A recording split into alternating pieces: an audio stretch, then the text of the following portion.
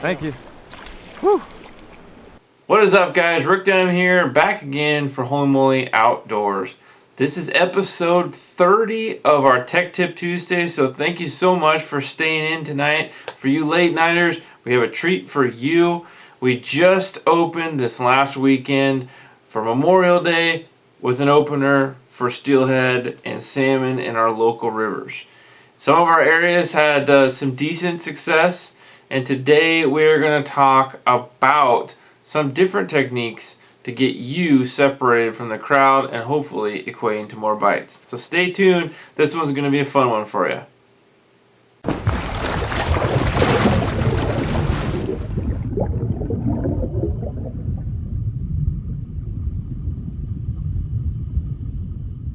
Alright guys, so like I said, we are talking steelhead. Drag peeling, summer chrome, just like this.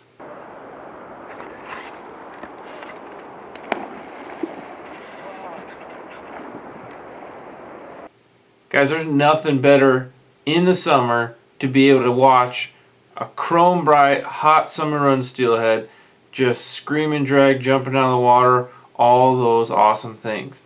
And, you know, I gotta be brutally honest, I haven't fished yet for the summer runs. Typically I do fish the openers. Been blessed, just had a little son born this last week, and I've heard some of the reports. They've kind of been mixed. You know, we are a week earlier on the opener than we normally are, and there are some fish in the system, which is great. There aren't the huge numbers that we've had in the past, so you gotta work a little bit harder for them, and I really think today's episode of Tech Tip Tuesday is gonna help you because you want to throw something different than the rest of the crowd. If everybody is out there throwing a nightmare jig, you want to be throwing something different. Because reality is these fish are going to get trained and accustomed to seeing the same stuff pass by them all the time. And so if you do find a fish, you want to make sure you're throwing something that's going to get their attention or something that they will want to go after. So this time of the year, especially after the mad rush of the opener has happened, I try and do a couple things. I start off my fishing, whether I'm through a run at the end, it just doesn't matter really where I'm situated at. I go with something a little bit more subtle and work my way up to something that's going to be more attention grabbing. Subtle meaning maybe I go with a jig, maybe I throw something with bait. So I'll show you guys here a couple different things I like to do. Keeping this different, I also like going a little bit different colorations. So I might first start out with just a jig, and this happens to be one of the ones that I tie myself, kind of just a different color pattern. That blue with the pink and the orange gives it a different contrast, but more than anything, here's your standard jig. It'll work. Tip it with a little shrimp, makes it even better. You can do something even more so. This one's got a trailer bead on it with the stinger hook, something a little different. Again, that's standard. I might throw those first through the run, see what happens. But what I tend to notice is you get a lot of people that throw and do the same patternized thing. They see one person catch a fish, they end up throwing the exact same stuff on, or if they caught a fish there the last trip, they're going to keep using the same gear. So you get a lot of trained fish like I mentioned. So what I end up doing a little bit different, and a lot of you guys have seen this in some of my videos, I'll still throw that same jig, right?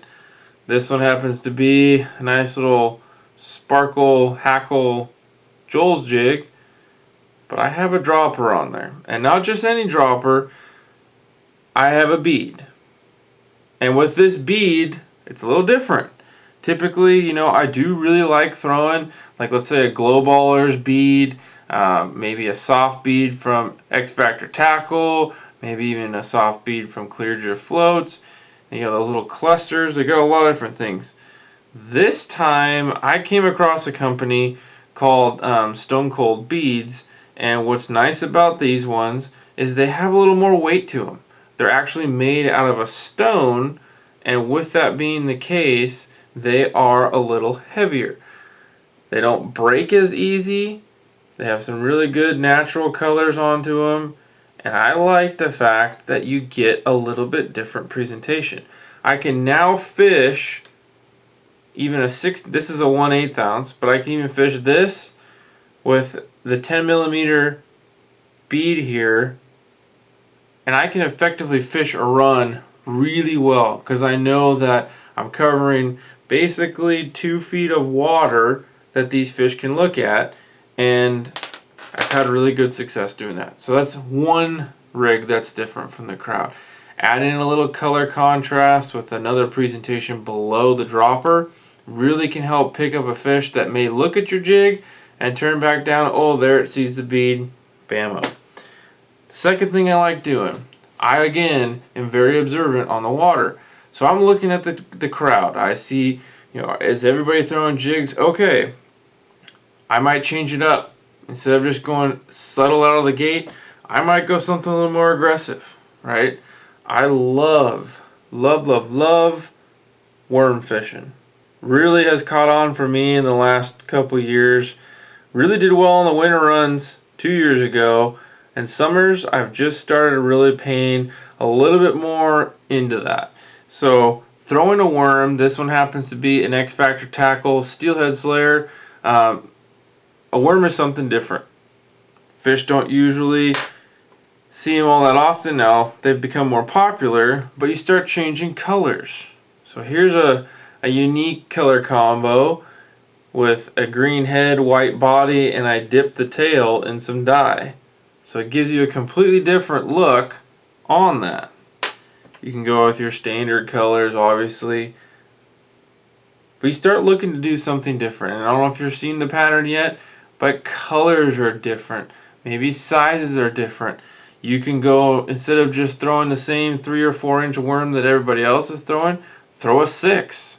Throw something out there that is completely different. Maybe it's a shrimp tail.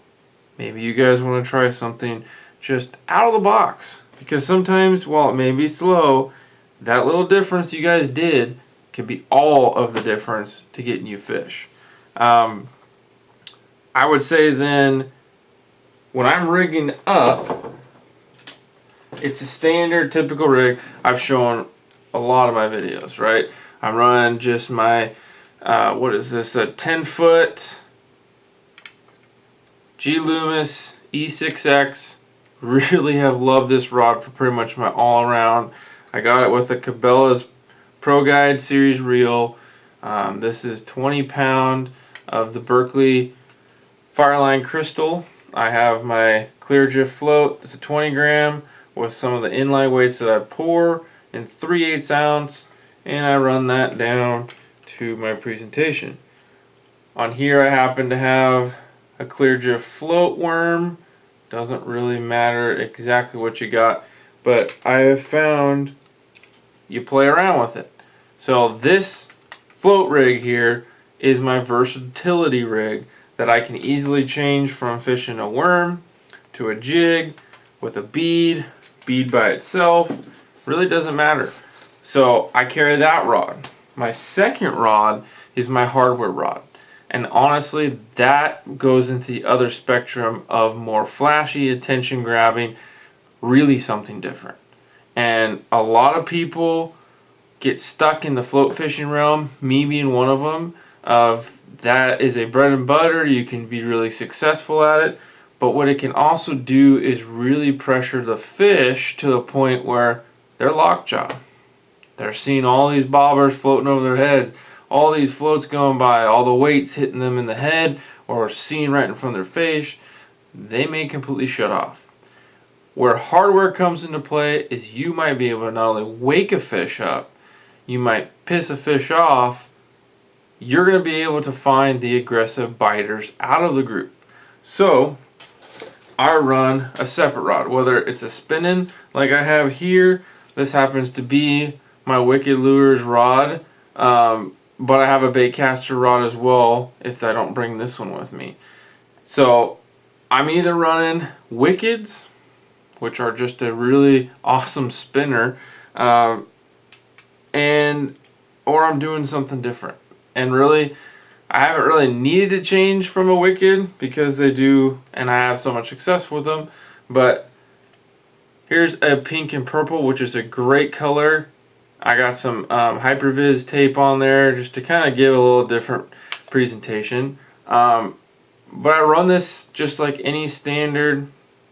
My float rod, basically, I have 40-pound braid to a 1/2 ounce inline sinker, and then I got about 2.5, 3 feet of leader to the wicked. Cast it out upstream a little bit, let it swing through your run, and holding a little bit tight back, even just a small slight reel, so you want that wicked to swing through your holdings. Because if you do it right, it looks like this. But you got wickeds, and you know, like I mentioned, that Hypervis tape. Here's a great color combination: the black hoochie with the lime green blade, and I added a little bit of the strawberry Hypervis there, which basically makes that. Let's see if I can get a better. Basically makes that one look like watermelon. So that's a great color combination. You can take something that's a little bit brighter but add some contrast that makes it a little darker. There's some black magic on that blade. So wicked lures are one of my favorite spinner imitations to throw. If I'm going to go a spoon route, I love throwing, whether it's a Pentac, a river fisher, whatever I really have in my bag with me, I'll throw one of those together. And again, I've kind of been doctoring up some of these ones that have been beat up with a little bit of that Hypervis tape. I mean, here's one all together that got completely stripped of all the color. So I completely re-taped this one just to give something else. It's different. There are weighted spinners you can throw, obviously, your Blue Foxes. I make up my own as well. So there are options with those you can do. You could even go to the blade route. And these are just a Colorado blade on a swivel that you swing through your runs. Very effective. Our Canada friends up north do very, very well with these. And I showcased a video fishing those on how to back last winter. Showcase you guys up there. So really, I hope, for a bank fisherman's sake, I showed you guys a little bit different. I talked to you a little about something that, for me, I've found to be really helpful. And that is, don't get too comfortable. Don't stay throwing the same thing all day long. Change up and do something different. Look at the guy next to you. If it's your buddy, fish different stuff. Someone catches a fish, okay, yeah, you can try that color. But don't get caught up in the whole summer steelhead only bite nightmare jigs. Because they don't. They hit a lot of different stuff. So you guys are the ones that'll be able to determine that and make those changes on the fly. That'll make you more successful and potentially can find those aggressive fish. So I really hope you guys enjoyed this one tonight. Thanks so much for tuning in. I'm going to link everything in the description below for you guys. And we're going to have some more fun right coming soon. We have 30 Tech Tip Tuesdays we just finished up. So I can't thank you guys enough for tuning into this. There's a lot more fun things happening here for Holy Moly. I just can't wait to share with you. So we'll catch you on the water real soon. You take care and fish on!